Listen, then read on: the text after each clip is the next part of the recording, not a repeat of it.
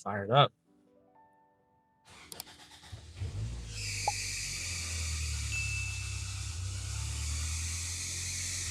Let's try that again. What the fuck? So if you're catching up with me right now, all of a sudden I'm standing in front of the truck.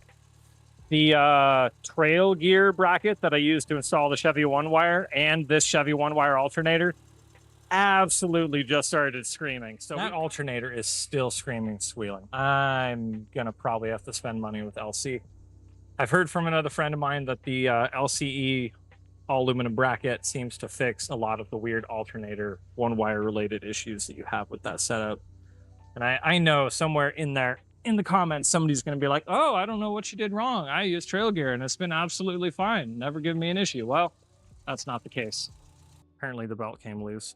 So yeah, I'm down here at S&P around some of his awesome projects, and we're working on a gauge install video today, and sure enough, start up in the middle of the video and it just starts screaming like I had stabbed it with a freaking knife. But yeah, and now I'm digging around underneath the truck and it is making a mess of me. Teaches me for trying to touch it and stay clean. He's doing it again. And what we're doing is just adding a little bit more air here on the throttle blade. For one, you want to keep it from binding. We don't want the throttle blade to hit the bore. Another one, it gives you more tunability here. Okay. Well, we don't really have as much as we want, so. It's still, that's a lot better than it was, because I was having some issues with that before. It didn't really do much when I played with that screw.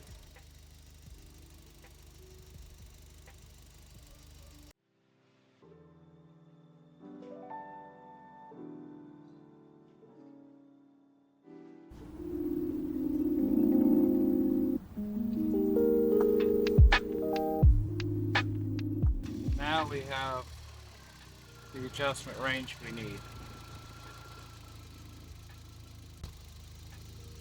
Okay. And what should be a good target idle? I honestly like about 900 to 1,000 myself because it's a little bit better for oil pressure. Yeah. Keeps oil pressure a little bit higher. Plus a little higher RPM, keeps the water flowing a little bit better, so I like that a little bit more for cooling purposes.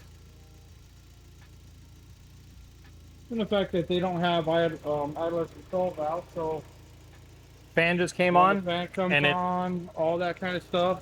Yeah. Just a little more happy. It didn't drop down like it used to. There's one more air in it. See, this is what's nice about having somebody that's touched these trucks, these engines, this equipment so many times.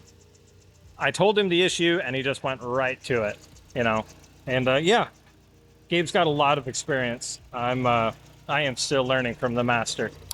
Now that we made the throttle adjustment, remember we moved the throttle stop, so that's ultimately going to change some of your calibration or throttle positioning sensor. Now it's not going to change your overall because we didn't change the wide open throttle, but we did change the zero. So we can look at our voltage right here and engine functions, and then engine functions, throttle, calibration, and we come over to the calibration side. We can see this is what our actual voltage is here.